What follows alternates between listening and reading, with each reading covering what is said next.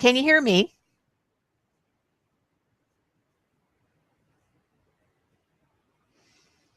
Marilyn?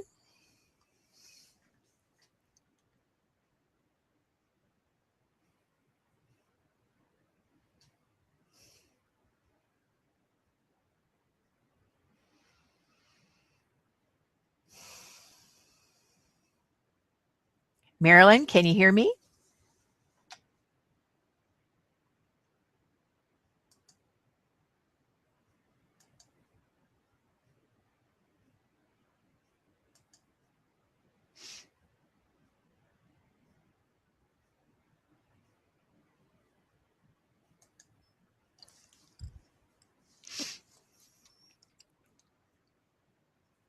I can't hear you, Marilyn.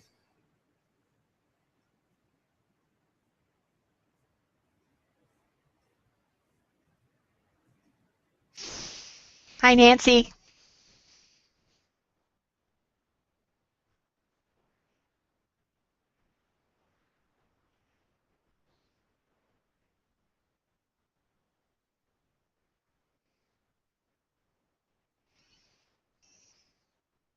Nancy, nod your head up and down if you can hear me.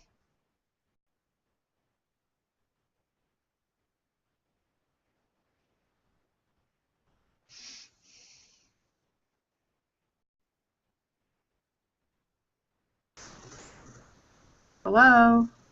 I can hear somebody. Is that Nancy? Yeah, I keep saying hello. Are you there, Susie? I'm here. I can hear you now. There's an error loading my app.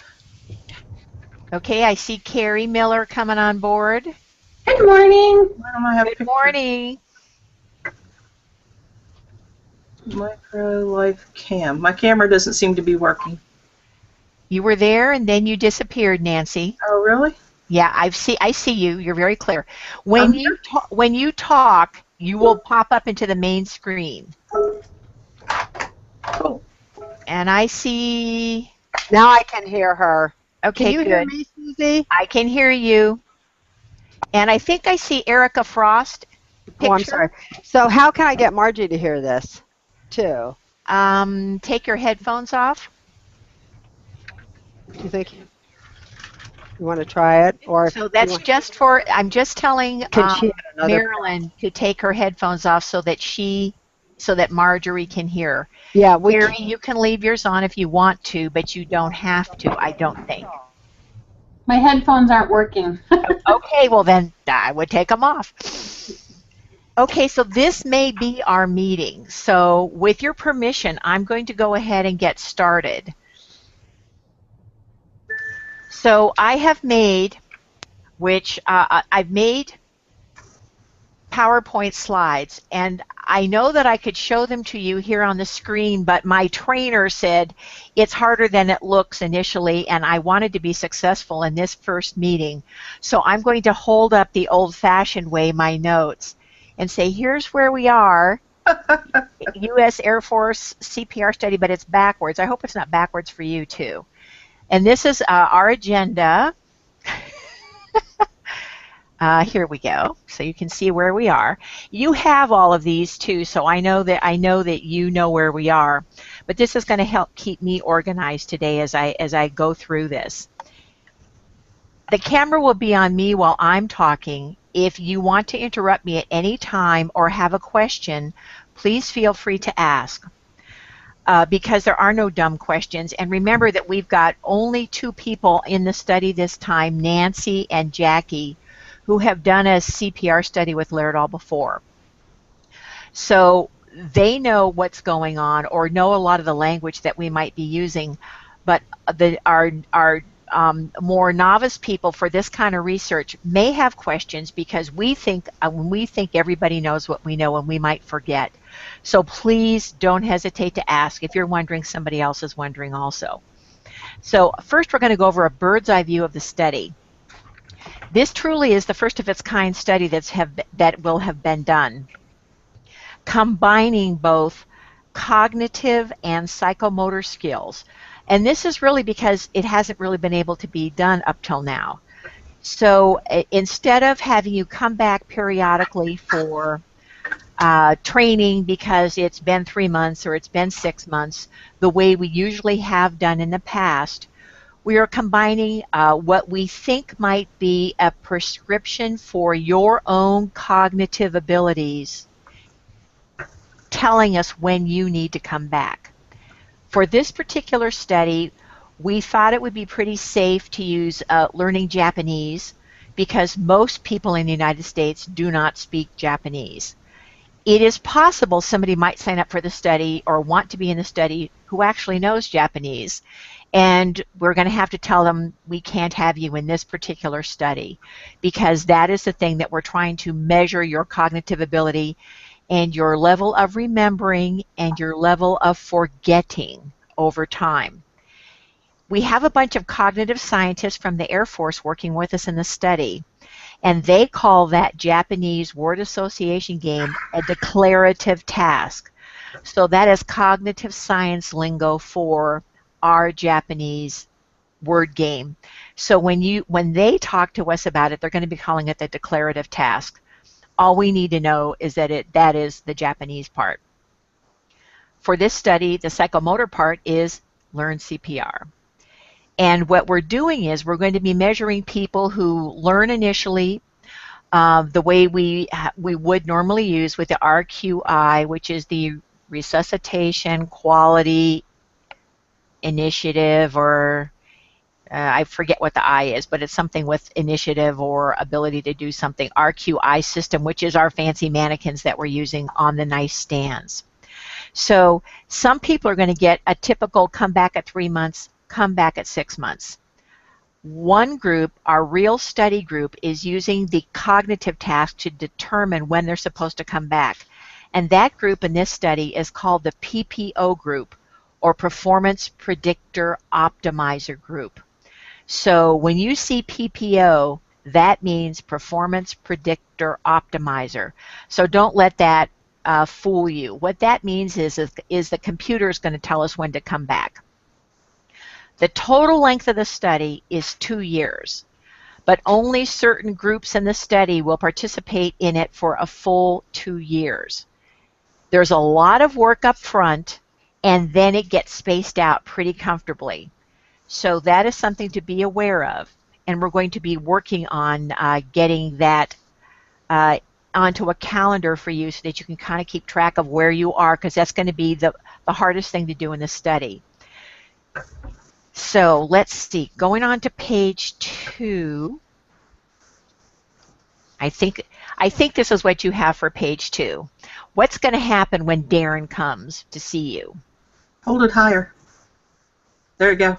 That's better. Okay, so this is where I am now in our study, in our slides. And so Darren is the Laerdal rep who's helping us set up the equipment at the sites. He is going to be accompanied by Haley from the Air Force. Here she's in her Air Force blues on our slide, but she will come in street clothes for this. She is representing our Air Force research team. They are very, very interested in this study going well and working right. So she will be there to make sure that their part of the study, which they really, really care about. Okay, I see that Erica is listening in and has a webcam. Thanks. Gina's not able to get in the Hangout to see this. She asked me to let you know. That's okay. We'll just carry on. And this is going to be recorded again, so don't worry. Anybody can watch it at their leisure later on. Anyway, so getting back to this. Haley will be there to make sure that that Japanese declarative task works appropriately and that you understand how to work it. It's not rocket science. You click on it, it opens up, and it is a word game. The first time any of your participants use it, it gives you all of the words, and you type the words in underneath. So it shows you a Japanese word, the English word, and you type in the Japanese, or you type in the English word. And then it's going to put up the word in Japanese, and you have to type in the English word. And it's going to be testing your memory and how long it takes you or how quickly you forget things. It takes about 10 minutes to go through this part. If you're quick, it goes faster. If you are not quick, it will take up to 10 minutes. So if somebody's getting frustrated, and we have seen that happen already. I was at Indiana University in Pennsylvania when people ran through it. Tell them just work at it, do your very best, it'll be over in 10 minutes. And then you go right back into more of the practice with CPR.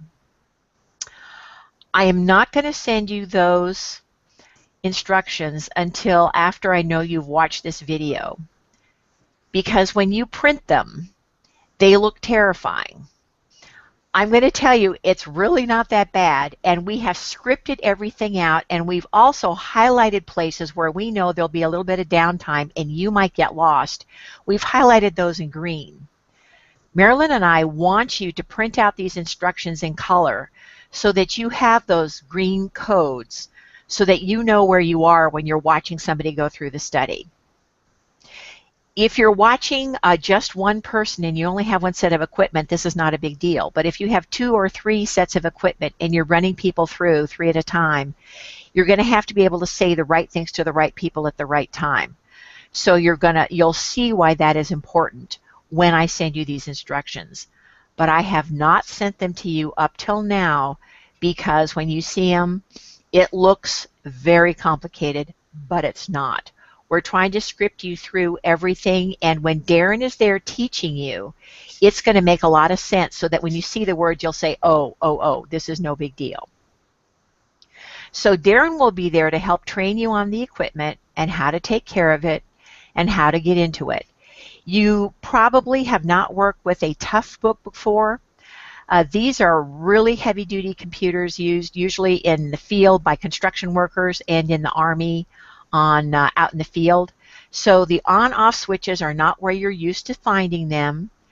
And what we found almost immediately for those people who went through our prior CPR study is that if you're going to be running it in a room that has other things going on around it, which is very possible, it is easier for the people to wear headphones, and there will be headphones available at each site for your people to put on. This blocks out other sound and lets people work side by side without being distracted too badly. So that you will have available to you. You'll have a set for each of the machines. They have a single socket in which to plug into the machines, and Darren will point this out to you, but I'm going to say it here on the video so that you know you heard it and you can go back and watch this if you need to. The left-hand jack on these computers will work with the one sprocket headphone plug-in. If you plug it into the right-hand side of the sprocket, you're not going to hear anything and you're going to think the headphones are broken. But that's not true. They plug in when you have one sprocket only on the left side. So pay attention to that when you're plugging them in. Does anybody have any questions right now about what's going to happen when Darren comes? Okay.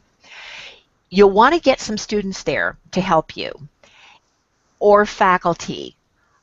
I would say you want younger faculty, and I want to say you want faculty that are not CPR instructors, because as our other 2 people who were on our prior studies will remember, when you actually have to compress the chest as hard as you have to, many CPR instructors have never worked on mannequins that give feedback, and they will say that the mannequin is broken. The mannequin is not broken. The mannequin is very accurate. So you want to know that. And you can have them there, but you don't want those people participating and then going out and telling everybody this doesn't work right. This is not correct. You shouldn't have to press that hard. The equipment is not correct. The equipment actually is correct. So that's important for you to know and to be able to explain to people as they come on to use the equipment. This sheet, can you all see this? Am I holding it up so that you can see it? Nancy? I see it. Okay, good. This is our team that works with us from the Air Force. These people are very motivated to get this study done well, again, because it is groundbreaking research, yet again, for us with our team. Tiffany Jazremski is our brain, our fearless leader from the CPR USAF side. Kevin and Glenn and Jack are all computers, cognitive scientists who will help out. Michael Krusmark may or may not come to your site. to make sure that all the equipment is working correctly. Matt Walsh is another research scientist, and again, Haley will be with you there at your sites, as I understand it at this point. Darren for sure is coming. Not sure who from the rest of the Air Force team will be there with you. Where do these people all live? Where do they stay? Wright Platte Air Force Base in Dayton, Ohio. Ohio. Tiffany looks like she's about 10. You are right. This is how we know we're all getting older. Uh-huh. Okay. So here we go. Number of participants at your site. I'm going to hold this up so you can see it. And I'm going to refer to the paper that I sent you all last night for your site. The one I happened to print out is for North Carolina, and it looks like this. Okay. Okay, so pull this up. This is trying to help you have a simple way of understanding how many people you have in each of your groups. Each of these sheets is tailored to what we initially planned for you to have at your site. So was this a Marjorie sheet? Did you design this, Marjorie? Okay. Do you want to talk about this and explain how to read this sheet so that people understand? I see Marilyn nodding her head yes and up and down, and then she is mute because you've got your mute button on. Do you want to unmute your computer? There you go. Still can't hear you. Okay, so I will give it a shot at explaining it.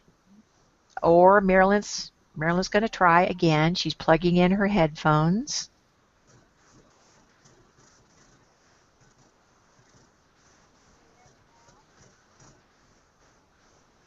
Can't hear you.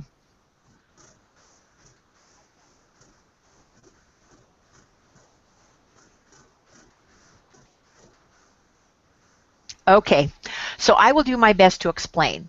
When you're looking at the sheet, so I'm not going to hold it up anymore. I'm going to actually look at it because I think you have a copy there too. You see that you have 4 training days under where it says Des Moines training. That really should say daily training. Oh. Under training sessions. And so you see that there are people who are going to come back that train 4 days in a row, and there's a group that returns every 3 months. There's a group that's going to train every 4 days and return only every 6 months. And then there's your PPO group. They're going to train 4 days in a row, and we don't know at the end of that 4th session, the magic prescription for that PPO person will be spit out by the computer. You're going to record that in your event log and on your giant calendar, which I'm going to show you in just a minute. The number of students that North Carolina has, and that says numbers of students needed from, in this case it says North Carolina for each group. In the 3-month group, daily training, they only need 2 people. In the 6-month group, daily training, coming back every 6 months, they need 3 people. In the PPO group, daily training, coming back in the PPO group, they need 4 people total. So daily training, for your planning purposes for this group, you're going to have 4 plus 3 plus 2, so that's 7, 8, 9 people in that daily training group. In the weekly group, and what this means, which is right below it, it says weekly training. It means that these people are going to train 1 time in week 1, 1 time in week 2, 1 time in week 3, and 1 time in week 4. So they're going to come back once a week for a month, and then they will come back in the 3-month group across the top under retention groups. There are 2 people that will come back every 3 months. There are 3 people who will come back every 6 months. And there are 4 people who will be in that PPO group who will come back when the computer, the magic prescription, tells them to come back. Under the monthly training group, they're going to train one time a month for 4 months in a row. So you're hardly ever going to see these people. After that 4 months, there are 2 people that will come back in North Carolina every 3 months. There are 3 people that will come back every 6 months. There are 4 people who will come back when the magic prescription tells them to come back. In the quarterly training group, you're going to train them once, and then you're not going to see them for 3 months. And then they're going to come back at 6 months, and then they're going to come back at 9 months for only one time. And then it's the same thing. So after that initial 4 training sessions, which is going to take them a year basically, then there are in North Carolina 2 people who will come back every 3 months in year 2. And there are 3 people who will come back 3 months, every 3 months in a row, return every 6 months for that next year. In other words, they're going to come back 2 more times. And then whatever the PPO group says, that's what they're going to do. So again, you'll have your magic calendar there to figure that out. Are there questions on that? Okay. Are people thinking? So there's not going to be very many people coming back over 2 years. Right. There will not be that many, but they're going to be precious people that Right. you want to form a nurturing relationship with and get to come back. So these are your best friends. So Marilyn sent each of your sites a gigantic long sheet that looks like this. This is a visual of everything I just said.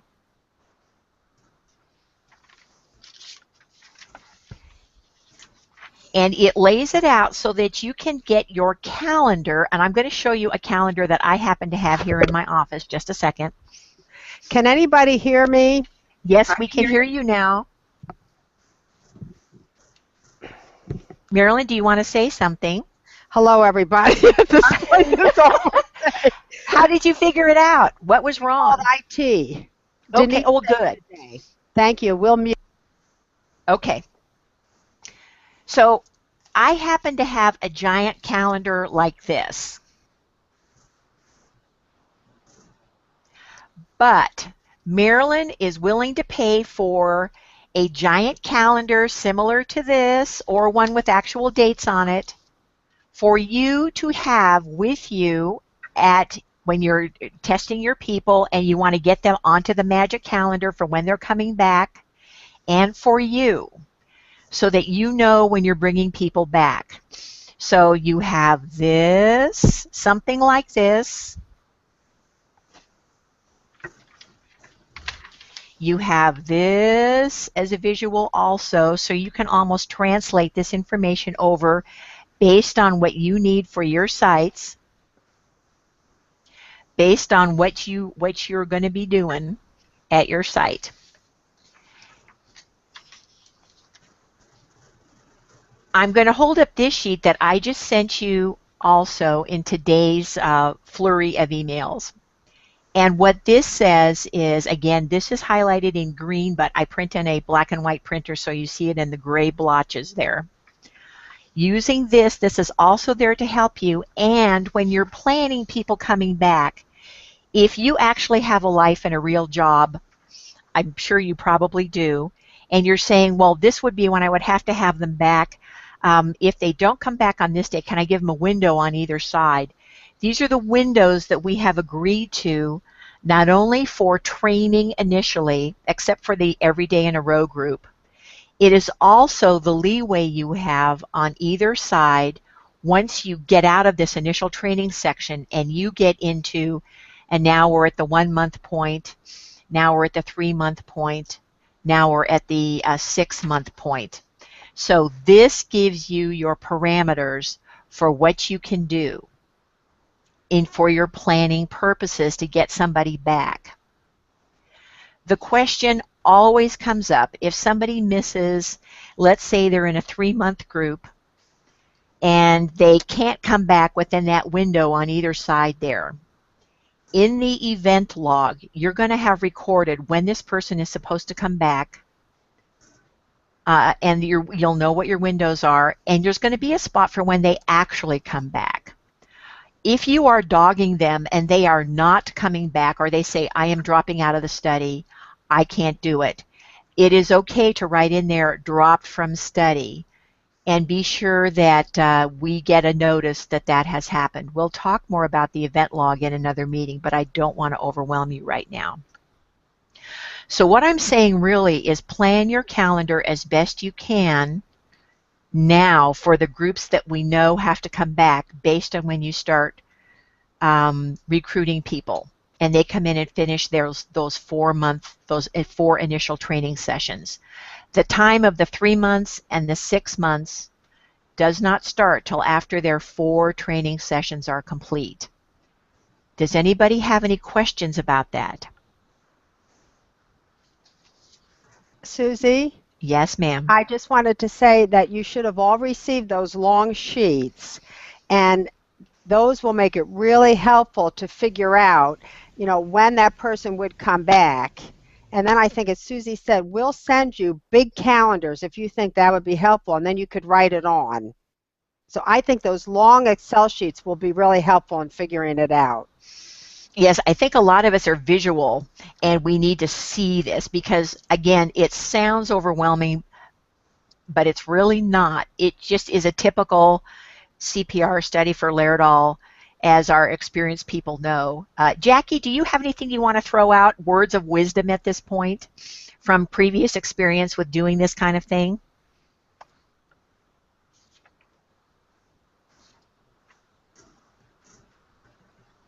Nancy? Just hang in there. It starts to make sense after a while. Once you start doing it, it falls into place. So just hang in there. Yes, I would agree with her. Follow the directions. Yes. One of the things that, let's see, scheduling consent process. I can't tell what order I have these things in, so what I'm going to go to now, let's talk about how to randomize, because this is pretty important. Susie, I have a question. Yes. That big spreadsheet that Marilyn sent, did we already get that? Was it an email or was it snail mail? It came in snail mail. Was it in our packet? In our box? It was not in your packet. Marilyn's going to say something. I sent it separate mailing because we had to actually paste it together. So if you didn't get it, you'll get it soon. It had to go through the mail room. Okay, thank you. And then the other thing, Margie developed her own system that she's using that if Susie wants, we could share it with people. Margie, just can you hold it up? Just what she's not using a big calendar. She's using individual sheets for each student. Margie, do you want to show them? So she made them color-coded. So when a student comes back in the weekly group, this is just what she's going to use. She's going to put the student's name at the top, and she's going to write the dates down. She's going to keep the top part in the sim lab and tear off the bottom part and hand it to the student. Ooh, that's a good idea. Yeah, that's a great idea. I forgot, Susie? In my flurry of paper, I forgot I had those, but would you please send them again so that I don't have to look for them? Yeah, so would you like me to copy them and send them to everybody, or just send them to you, Susie? Actually, I think if you can color code them and send them out, I think that would be helpful for people. Okay, and then you can use them, and if not, you don't have to. Exactly. The easier we can make this for everybody, the better it's going to be, I think. Thank you for sharing. Yes, and great job there, Marjorie. So the next sheet I'm going to hold up is how to randomize. And this is going to vary site by site depending on what your needs are for when you need to get started on this study.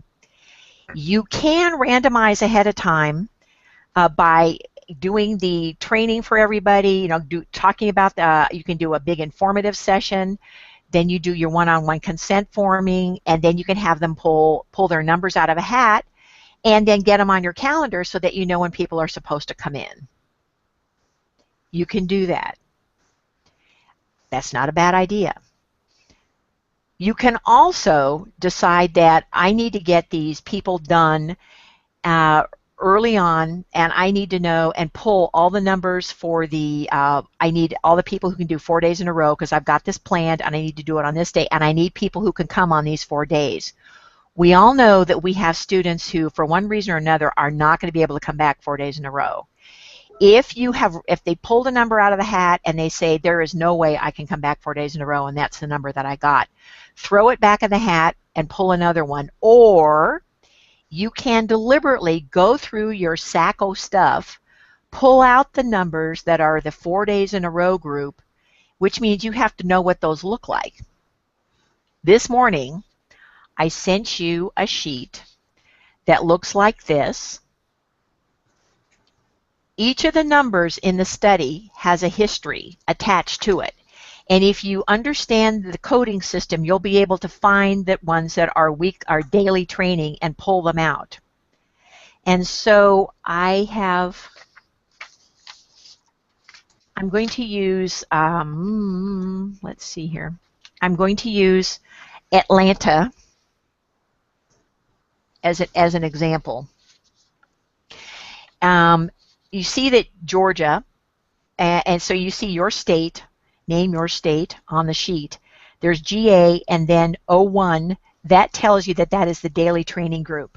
So if you have to go through your SACO stuff and pull everything that's daily training, you're looking for your state number or your state abbreviation, and then the first numbers are 01. If you have to do it that way, go through your SAC, pull all those, and then give those numbers deliberately to people who can come in every day. That's okay. What we know from research is that most people can't do CPR no matter what, and so it's not going to mess up the randomization of the study. And we can see then that the 3 means that I'm using Georgia number here, GA01. 3 means that this is a person who's going to be coming back every 3 months in the study, and for 4 visits. And then the last 3 numbers are their actual position number in the study. Are they person number 1 in this group, person number 2, person number 3? So in the GA-07 group, these are people who are going to be in weekly training. So that weekly group is 07. And then in this particular one, they're in the 3-month group times 4 visits. The one number below that is GA-07-6. That means this is a person who is weekly training but only has to come back every 6 months. So once you understand that, when you pull up any number, you can understand what the history for that number is going to be. So I want you to randomize as you need to be able to randomize for your groups. If you do that, if you decide to randomize ahead of time and assign a time to come in, you'll know when people are coming in. You'll know that they can do 4 days in a row. And the disadvantage is if they say, oh yes, I'll come, I'll be there 4 days in a row, and then they miss one of those days, you've lost that slot. Another way to randomize is to actually randomize on the fly, because everybody has to start at some point in the study. And so if you just say, come in, they draw out of a hat, and you get them up and running, you can get their number, they can draw, you'll know what their number is going to be, you'll know when they're coming back, and you start building your calendar out from there. We are not going to tell you what to do at your site. You are going to know what works best for you. Any thoughts or questions on that? This is Marilyn, and can you hear me? Yes. Okay. So the other thing the Air Force told us yesterday is if you're worried about getting enough students in the longer groups, the monthly training and the quarterly training, they said do the same thing. Pull those numbers out of the box we sent you and just find students who you know will be around. You're good students. They'll come back, and just put them in that group, because there'll be enough randomization for the people in the middle. They said it's going to be fine. Right. And we severely oversampled. we have a lot more students in the study than we need, but we would love to have everyone get all the way through. So don't worry about that and if you begin to lose students, because we expect that and we have planned for it. So once the student is randomized, I'm going to randomize number 2. It looks like this.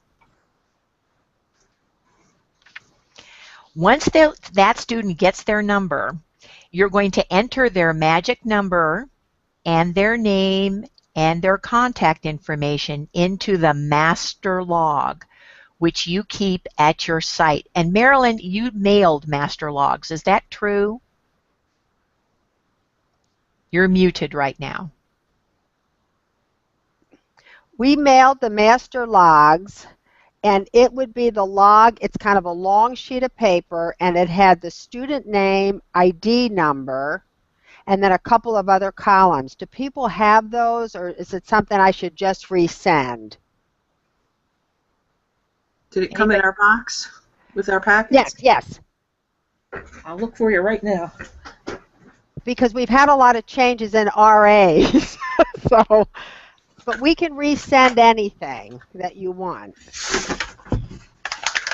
That master log, as Susie said, is a way for you to keep a track of the student with her or his ID number. So the ID cards are set up, the student can take one, you can keep one, write the student's name on it, the student will take a consent form, you'll keep a consent form, and periodically scan and email those to me or mail those. But you want to also have a hard copy of that master log. I'm not seeing it, Marilyn. Okay, then I'm just going to send it to everybody. That'll make it simple. Wasn't in my box. Okay. So the master log is your brain that keeps those student numbers, because invariably we have 2 nice little business cards for each of the students with their log number on it. Give them one card to put into their wallet. Ask them to put the number into their cell phone, in their notes page or wherever they'd like to keep it. And then you can keep a card and put their name on it and put it into an envelope also as a stopgap in case you don't want the master log to get lost, but in case. The master log, after you get it filled out and you've recruited all the people in your studies, you should copy that and then send it to Marilyn, either FedEx or UPS, so that it's tracked, so that they have a master copy of that for the PI. So understand that you have 2 little business cards with the student's number on it, student ID number for the study. You want to be sure and put that into your master log, give them a copy, ask them to put their number in their cell phone. When they come back and they say, I don't remember what my number is, I didn't put it in my phone and I lost the card, you have the master number, so your master log, so you can go get it for them. I would probably give them another business card with their number on it then. The master log is your brain. It should be kept in a locked drawer. Now, how are you going to get these students to come back? There is a thing I have this little slide now. It's called scheduling. And scheduling, at North Carolina, they're using Doodle to get students to come back. They're planning their schedule ahead of time and they're going to use Doodle. But there's a really great simple program out there too called Sign Up Genius that you can look at, and it will send reminders to your students also, as will, I guess, Doodle if you want it to. You will find a way to message your students that need to come back when they should come back. And you can send out a reminder a month ahead of time for the monthly group, for the 3-month group and the 6-month group. You can send a reminder a week ahead of time. You can send a reminder a day ahead. And you can also be talking it up. The people who were successful in our last CPR study had a bulletin board for the study out where students went by it so that they could see what was going on. So it would not be amiss there to post the 3-month group is going to come back on these days. The 6-month groups are going to come back on these days, and let's see how many people we can get to come back. Another thing you could consider doing here is having pictures of what's going on from your site on this big bulletin board. Julie Greenewalt is not on the call today, but yesterday she had a big bash blowout with a huge media presentation done. They did the press release for the newspaper, which I think Marilyn has sent you all a press release. She had the president of the university come and try out the equipment. She had the provost come, photo op. Dean came, tried out the equipment, picture, picture, picture. They will put this up all over the place. It's going in their local newspaper. Remember, Indiana University is not that big. It's not a big town, so this is a big deal for the university. So she has made a media splash doing this with hers. Any questions on that? Okay. I'm now down to, I'm going to show you consent form.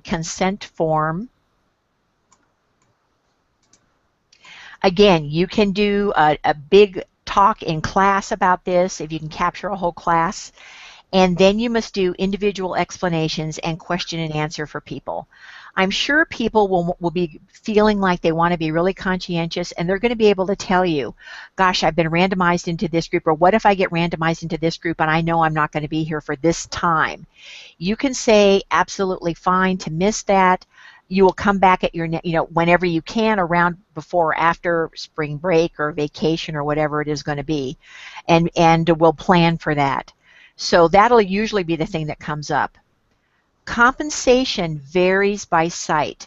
The compensation package that was agreed upon for your site is listed on the consent form for your site. I'm going to do another Google Hangout explaining how you're going to handle that, but we're not going to talk about that right now because nobody's getting compensated anytime soon. Right now we're just trying to get the study started. Remember that the student will sign one copy of the consent form. You keep that and keep it in a file. The student then gets a copy of their consent form to walk away with so that they can theoretically remember what they're going to do while they're in the study. We keep one signed form. It goes in a file. After you have collected all of those, you will send those to Marilyn Orman at an address that she so chooses, via FedEx or UPS, so that it is tracked and it will not be lost. Students will also fill out a demographic data form. I'm holding up this piece from our slideshow at this point. That demographic form will have the student ID number on it. If it doesn't have their ID on it, it doesn't do us any good, so make sure that they fill that out. We were going to have you write some questions at the bottom about Japanese word training and previous CPR, but what we're going to do is reprint those, and Marilyn's going to send those out again. So throw away the demographic forms that you have right now at your sites. Throw those away. Marilyn's going to send you a new one. Anything you want to say on that, Marilyn? Yes. Are you going to do the CPR experience form next? Yes. Okay. All these forms, Susie said, you can mail to me, you can FedEx to me, or the other thing you could do is if you have a scanner handy in your sim lab or school, you could just scan them and email them to me. Susie and I decided to do the demographic data form and the CPR form by hard copy because we thought it would be so much easier for the coordinators. So if you want to just put them in the computer and scan them and email them, that would be fine too. And Marilyn has a person then that will enter all of that data into REDCap. So I know you were trained in REDCap, but you're not going to have to do REDCap. I think the last form I have is the event log. And I sent you a copy of the event log today in a flurry of emails right before we started the meeting. Each time the student comes in, if anything odd happens, it gets recorded on the event log. If the equipment malfunctions for any reason, that gets noted on there. If the student fails ventilations or compressions and has to redo it, and remember they can only redo it one time, note that on the event log. If a student falls off the stool, if a student I don't know. I don't know what else might happen. Anything odd that happens gets noted on the event log. Also remember that every time the student comes in and we know when they're supposed to come back, there's a place to fill out when they're supposed to come back and when they really came back on that event log.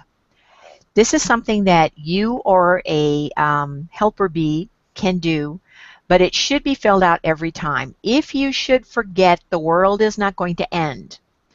But the Air Force really cares about anything that might affect the data, be it students failing, did we happen to find a person that really can't remember anything from one time to the next, or is getting weaker over time, or the Japanese word association game fails, something like that. It could happen. We just want to know that that did happen during this time, because they're going to be matching the data that they're collecting with the things that are happening in the event log. So if something unusual happens, you might want to shoot me an email and let me know that that has happened. Also, if questions come up that you say, man, I wonder if anybody else has had this, shoot me that question, and we're going to make a frequently asked questions sheet as things arise. Right now, we're not sure what might need to be on there, so we don't have one going, but I'm sure as we get started, things will come up. At this point, I'm wondering, do you have any questions for me or for Marilyn? Because I am done. Susie and group, I don't know if you can see this. We printed off just the event log. It's actually called participation log. I don't know. I changed the name. Okay, so, but it looks like this. So, questions or thoughts from anybody? Is there anything in the packet that we received, I don't know, maybe a year ago, that we should still have, or should I just throw that all out? It had the consent forms and stuff from a long time ago. Throw those away. Okay. So you received 2 boxes. The first box, Nancy, just throw everything away because those consent forms have changed. Okay. In the second box, don't throw anything away. Right. I'll replace the demographic data and the CPR forms, but everything else is okay. Okay, thank you. Okay. I am seeing that Jenny Causey is asking a question. Hey, will the big spreadsheet be sent to Atlanta with the new shipment? When will the Atlanta get a new shipment? This is a Maryland question, and the other people in Atlanta are